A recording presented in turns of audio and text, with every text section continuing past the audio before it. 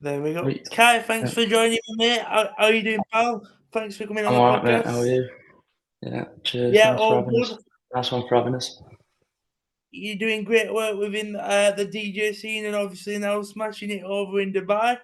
Before we get started into that, do you want to tell the viewers a little bit about yourself and what you do, man? Yeah. Well, originally from Milltown, Burnley. Good Um, man. Wanted to be a footballer, but never worked out.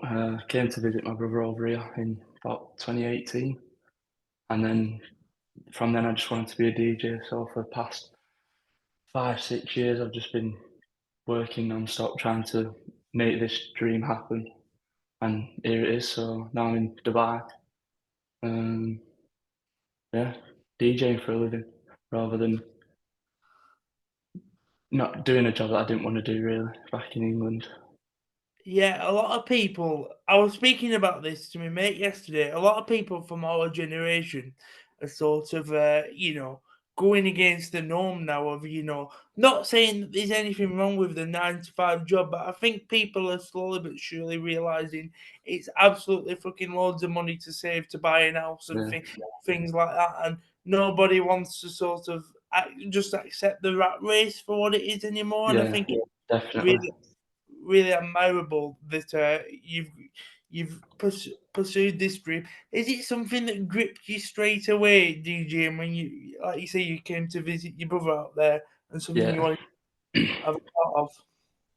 yeah. For me, growing up, I've always been around music. So, like my dad's parents were deaf, so he listened to a lot of music. And obviously, my brother's a DJ, so he listened to a lot of music. And my uncle, he was massive in the rave scene in like the 90s, like the illegal rave scene. So I've been surrounded by music my whole life, and I just never even thought about becoming a DJ. And then just like I say, I came out here one year, and I was just like, this is what I want to do.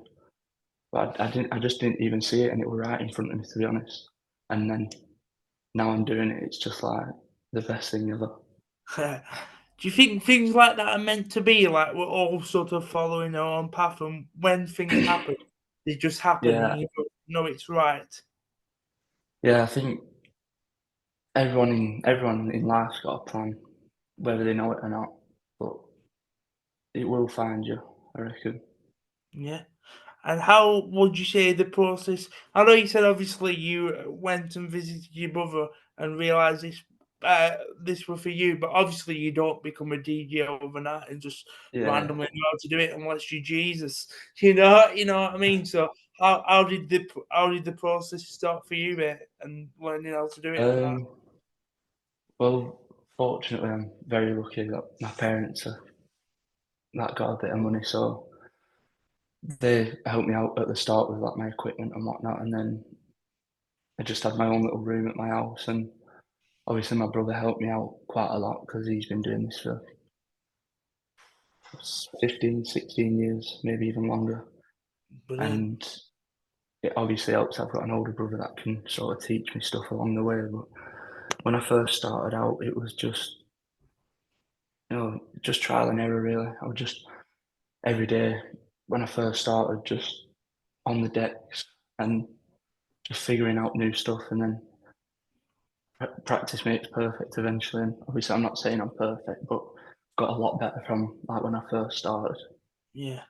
And When yeah, so it's just like I say, just practicing non-stop, and then eventually I got more and more confident that I branched out to start doing gigs in and around Burnley, and then sort of done a few in Manchester, and then obviously, like I say, I'm lucky enough to have an older brother that's done it all, so he helped me out when I went to Ibiza and played Ibiza Rocks and Wikiloo, oh, STK. So yeah, brilliant.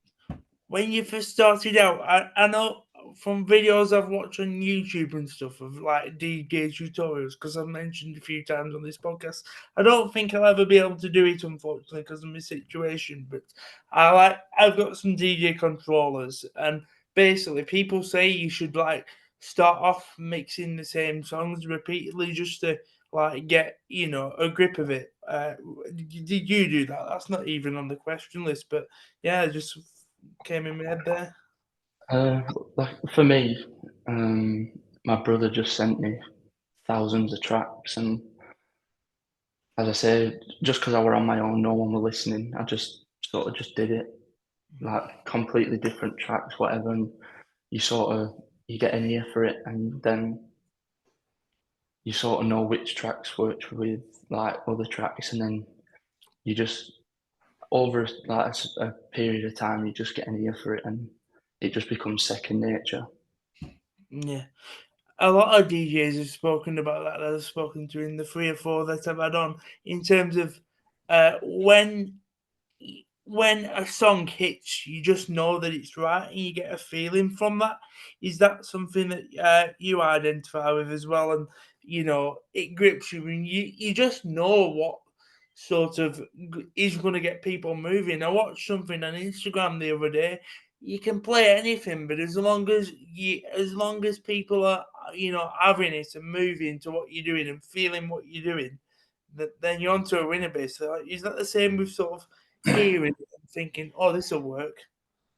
Yeah, well, that's a big thing for a DJ. You've got to be able to read your crowd. So you could play one track that you think is like absolutely mint, and then you look out at everyone, and everyone's like just sort of like moving a little bit. But then you could play another track, and then you see that everyone's going mental. So it's like, well, you've got to play more of that style of music or Yeah, that that energy, or you know what I mean. And then yeah, that's one of the main things as a DJ. You've got to be able to read your crowd because it's pointless playing exactly what you want to play if it's not what they want to hear. yeah. Is that something you sort of gather from going to events yourself as well?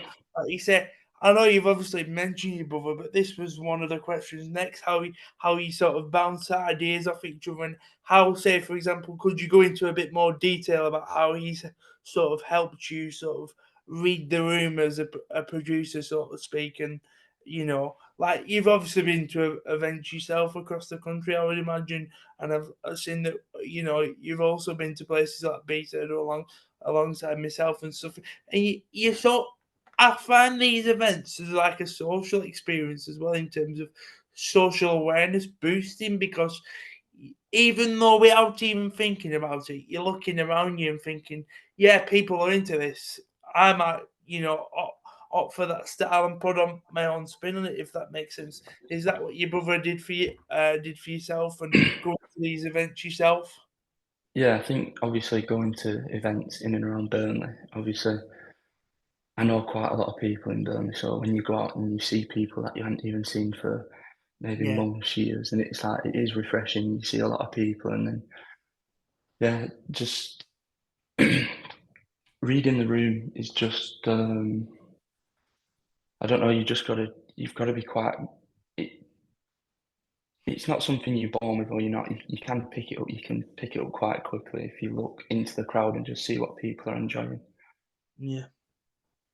And how do you sort of keep your composure when you, because obviously as well, you're listening to the other track in your head that you're lining up next. How do you sort of find the right point, would you say, to sort of land the next track and sort of transition into the next track? Um, well, every track's broke down into like 16s, 32s, 64s, and usually your main drop of the track will happen around 2 minutes, and then there'll be like a 32 bar phrase, and then after that, a lot of key elements out of that track will come out, and then that's when you start to bring your other track in, and then it'll all line up because, like I say, every track is made up of like, well, it ranges from 4s, 8s, 16s, 32s, 64s, but it's usually every 32 that something big changes. And Yeah. like I say, your main drop will happen around 2 minutes, depending on the track, but usually around 2 minutes. And then after about 32 bars, you'll put obviously your other track in, start mixing that in, and then by the time the track you're mixing out finishes, your the first drop of your track that you're bringing in will then drop. Like you say, it's all a process of like trial and error. When would you say the point sort of you realize where, obviously, everyone's always learning at this game, even people like Michael Bibby, etc. There's always room for improvement in any line of work that you do. But when would you say you sort of became comfortable at it and then sort of proceeded up to build a presence within Burnley and go, getting asked to do events? Or at the start, do you have to ask people to play at events? Because I know Lee was saying that to me. He's like, "Oh, DJ has messaged me to sort of try and build the platform and stuff." When do you sort of like start doing that? Sorry, I'm asking loads of questions in one here. Oh, yeah. No, you're right. I think like when I first started, I was so nervous. Like even like if I was on my own, it was fine because it was just like no one else can hear me, and I'm a bit of a perfectionist, so I like everything to be perfect to that. But like when I'm on my own and I mess up, it's like yeah, it's fine, whatever. But then if like a few of my mates would come around, I'd be like shaking and panicking. It's like you get nervous, but I think it helped that actually my mates coming around more and more because then it's like you've got a crowd there and you just sort of get used to it. And then I played a couple of events in Burnley and I was just shaking. I was so scared. And I remember the first time I actually played in public, it was a little place in Colne for like a little radio station thing. I can't remember the name, Takeover, I think it was.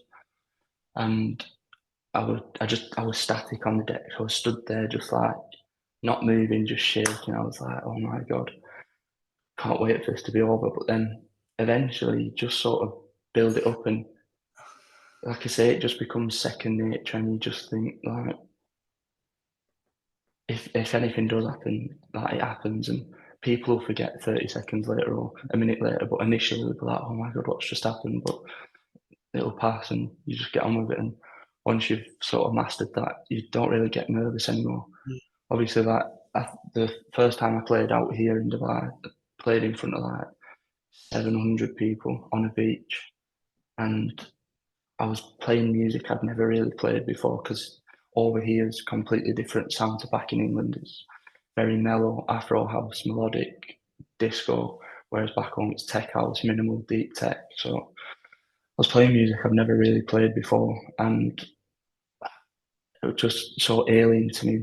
I started messing up, but I just like I was looking out and no one else noticed. So it was like I was getting that sort of worked up for nothing. I was like panicking that, but no one else even noticed. So yeah, I still do get nervous. Like I do get nervous sometimes, but it's one of them. You eventually get like less and less nervous.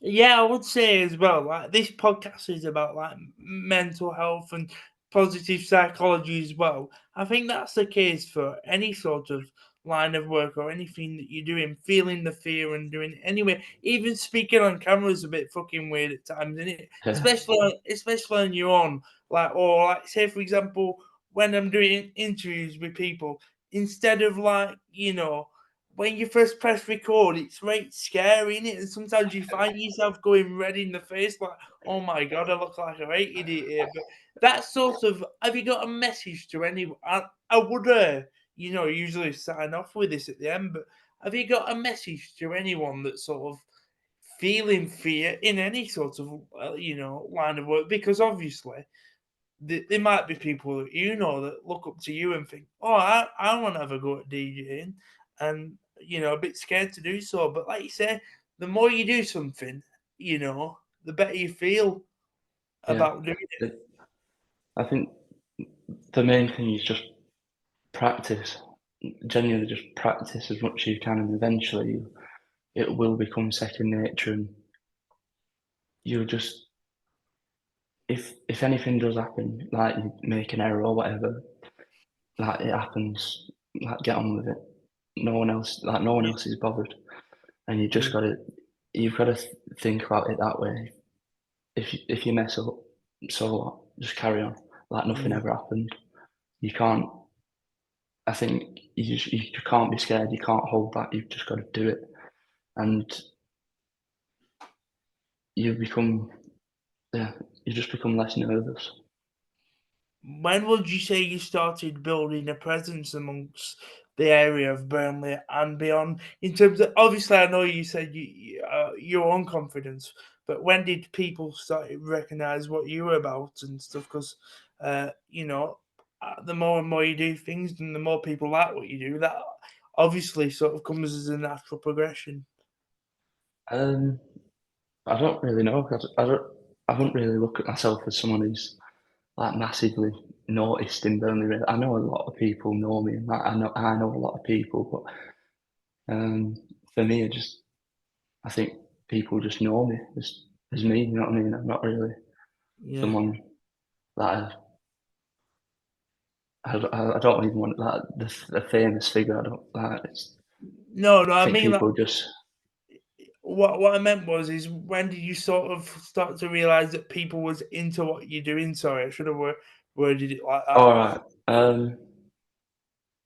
Ooh, I'd probably say I'm posting videos on TikTok and going live on Instagram and TikTok because I didn't want to go out in like public yet. And that I was gaining some traction. People was like, "This, yeah, this is really good, fire, whatever."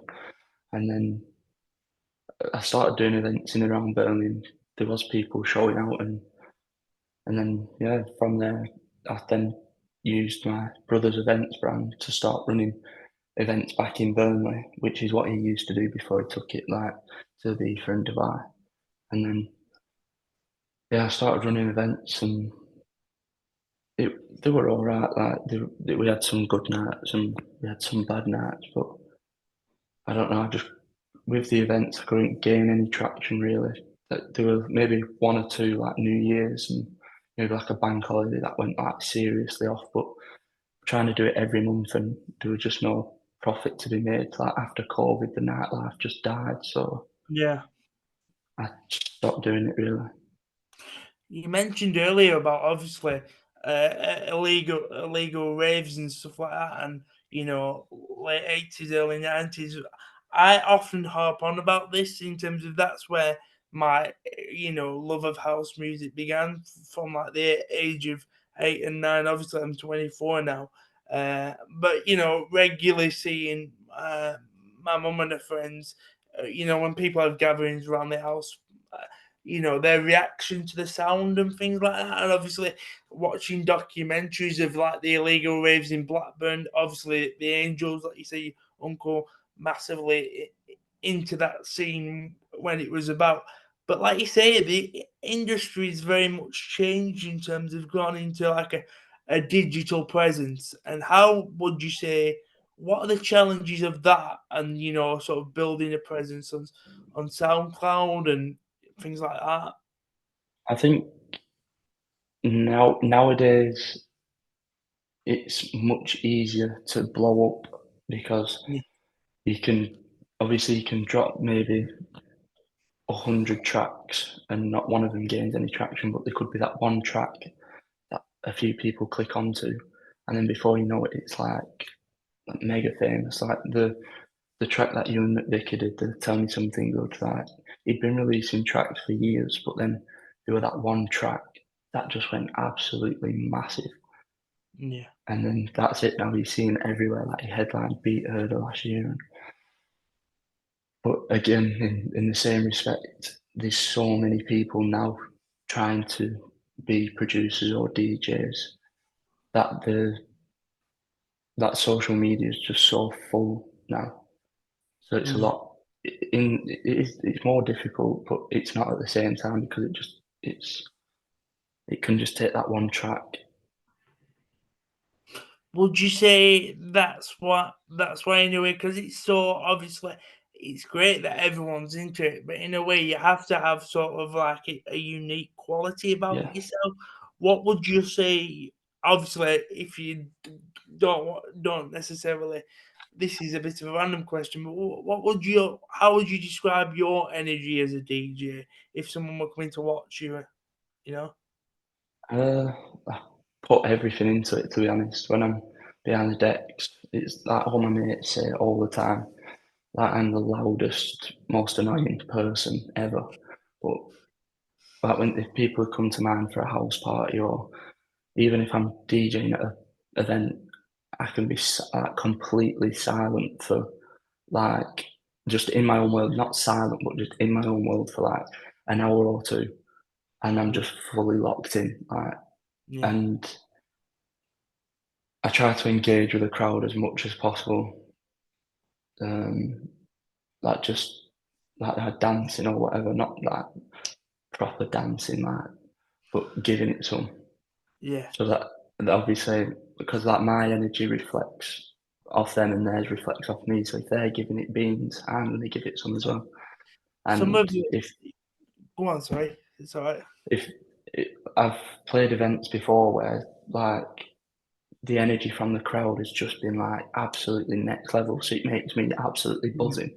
So I'm Yeah. just absolutely going for it, and then it just keeps bouncing. That's the best feeling.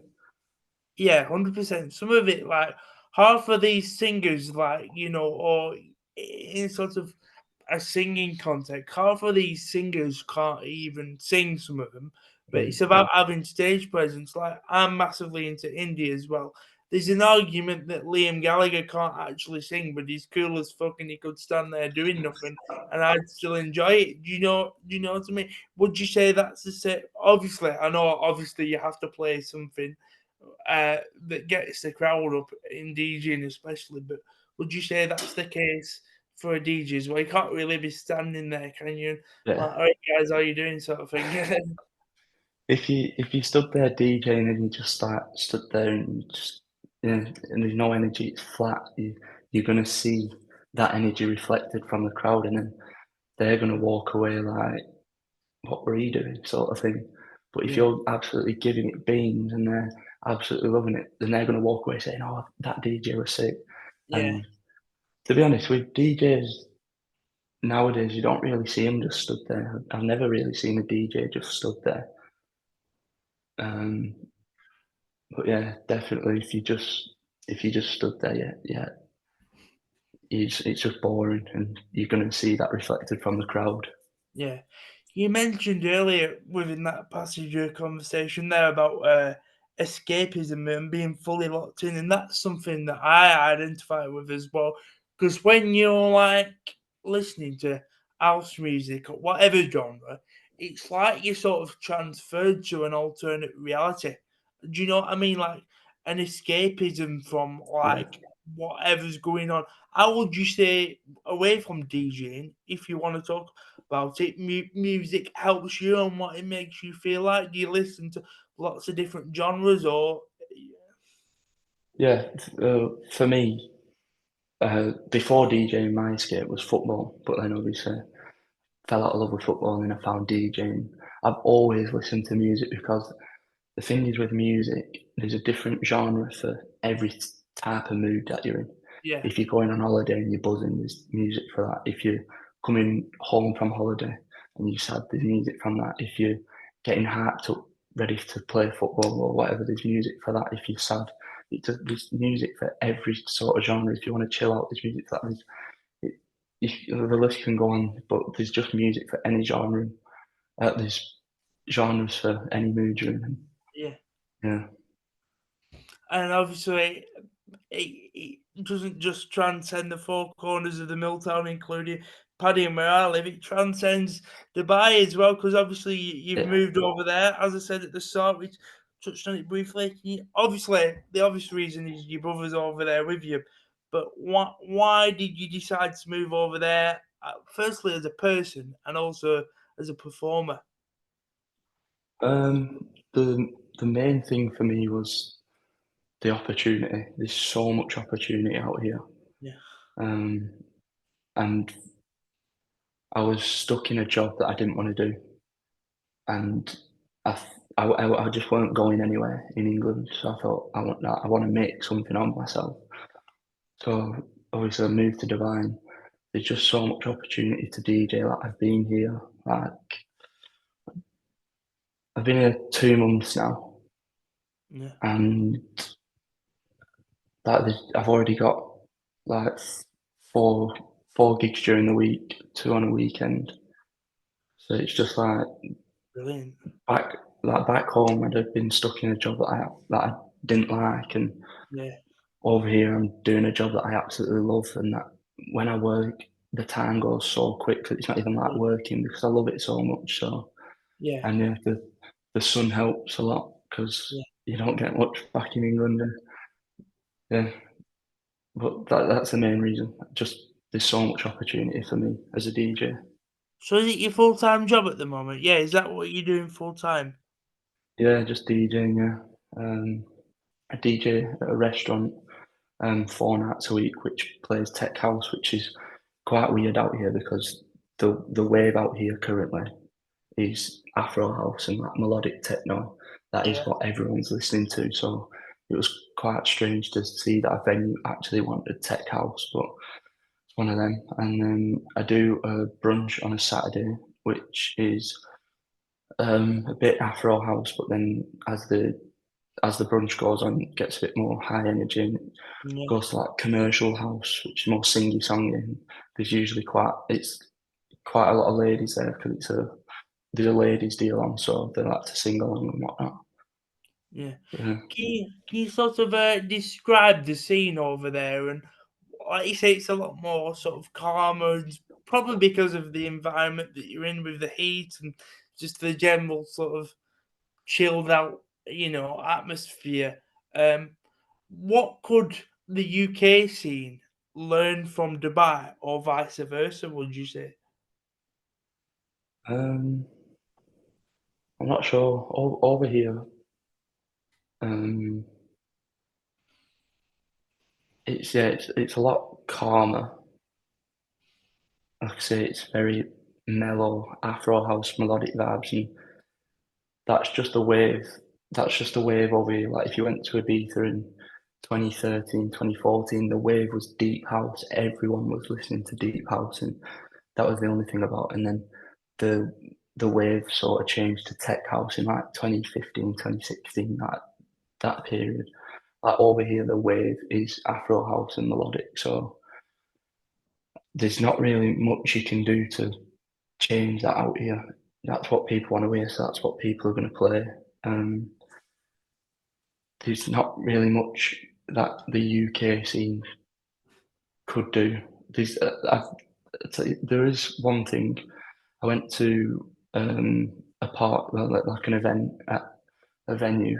The max capacity was like 150. It's about the same size as Illuminati. Yeah, And as soon as you got to the door for the entrance, they take your phone camera up straight away.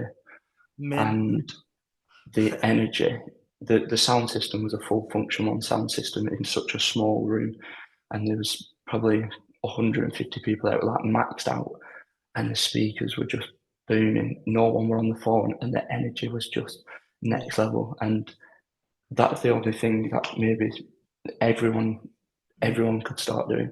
That yeah, I've been saying it for years. Like phones at the rave, there's just too many, and it like dries out the energy.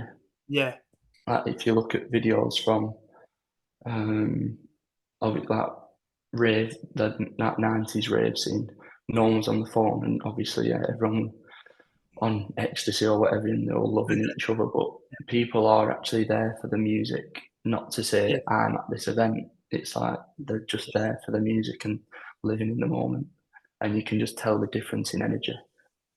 Do you prefer that as a performer as well, to see everyone sort of locked into what you're doing more? Yeah, I think it's hard because there's a lot of pressure on people our age, isn't there? Even though adults, right? I personally, I've been on this earth for 25 years this year, and I still feel like a kid because there's a lot of pressure on people our age, isn't there? Because of our phones and stuff. Like we sort of like bullshit to people that everything's sort of perfect, and like you say, as a performer, you'd rather just have people there, like having it and not thinking, "Oh, let's capture this." But it's easily done, like. But yeah, is it definitely something you prefer as a DJ when people are just watching you rather than, you know? Yeah, I'd say I prefer it, but not just watching me solely, but Yeah, just enjoying it. Do you know what I mean? Not just watching every move I make, because yeah, but obviously it is difficult, especially in England. Well, not England, but small events in England like Burnley or whatever, yeah, because you just you're not going to get any footage of the night really, unless you have like a videographer, and then you say, oh, well, you come into this little event in Burnley, we're going to have to take your phone, and they're like, well, why? It's not that important, and yeah, you get a load of backlash, and then no one wants to come back. It's so difficult, but for the places that you can do it, like out here, or maybe like I went to Ushuaia in Ibiza a few years ago, and they taped your phone cameras up during COVID so that you couldn't take any videos. But big big companies can get away with it because it don't matter to them if people Yeah, don't come back, because people are just going to come back the yeah, next week. But for small events, obviously getting footage if you don't have a videographer, it is better. But the energy levels are a lot higher when it's like a no phone zone. yeah. Where do you see the industry going in the future? Like, how do you think it will develop?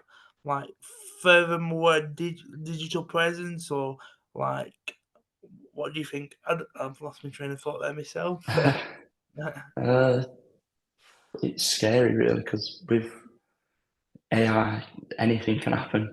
Oh Because yeah, it's absolutely crazy that anything can happen. But I think I don't really know. It's one of them, and you go with the flow, and whatever the new wave is, you sort of catch on, and then you start doing that sort of thing. Like you see a lot of the new music is now sort of reverting back to the old school style of like drums and bass lines with like gasking, LP rhythm. yeah, Um, there's, they're just a couple of names, but everything's starting to go like more retro, and I love that. I love that sound. That's yeah, perfect man. for me because the 90s and acid, all that genre is just that period is just perfect for me. So I think like everything going back to the old school is much better, and I think you might see more of that. That's the only thing that I can possibly think of. Yeah. And what would you say your hopes for the future are? Staying in Dubai, just keep on grinding away. Do you have any? Obviously, I've started listening to yourself over the last few days and got some great stuff. Do you have any tracks out yourself or any hopes for the future to do that? I think I saw something from you, a track called Skittles with your brother. Correct me if Yeah, I'm wrong. that were a long time ago. That were probably maybe 2 years ago, maybe I'm not sure. But at the moment, because I was back in England, I just never had like no time to get in the studio. So it was literally I'd get up for work, and I'd come back and I'd want to go to the gym, and then I was eating healthy, so it's like I had to meal plan, and I just never have any time. And then I've moved out here, and I'm currently doing like a production course to take me to that next level. And once I finish that course, then I can really start pushing out beats and hopefully start actually building my discography, and then hopefully take off from there. But my main focus for now is more studio time and just as many gigs as I can, just DJing all the time. Respect, mate, and I have no doubt one day it's my ambition to go to Ibiza, as everyone knows, and places like Amsterdam because of the great chocolate that they have on offer. But we won't necessarily go into that, as I said on the other podcast. But have you got any advice for anyone following the dreams before we end the recording? Probably enjoyed this conversation, mate. I haven't even looked at the questions, really. That's what music does, and it unites Yeah. people. Have you got any advice for anyone following the dream? So I think it froze there. So All right. Um, probably say if there's something that you want to do and you think people laugh at you or make fun of you or whatever, just go and do it, because other people's opinions don't matter. Just go and do what you want, because once you sort of learn that, as long as you're happy and you don't really care what other people think, you yeah. It sounds a bit selfish. I don't mean it in that way, but if you've no, got no, something like, I don't know, if you want to become a DJ, and you think, oh, I'm not good enough, or it'd take ages, or he'll laugh at me, or she'll laugh at me, whatever, just go and do it, and pick up maybe the cheapest controller you can, and get a couple of little speakers, and yeah, just start. Just go and chase your dreams. If there's something you really want, go and get it. big respect, man. I think that's a great advice and a great way to sign off. I've properly enjoyed this episode with you. What I'll do is I'll try and find out to stop the recording because I'm absolutely shite at things like this, and I'll speak to you afterwards. Take care, pal. Perfect, nice one. See you in a bit. Cheers. Yeah.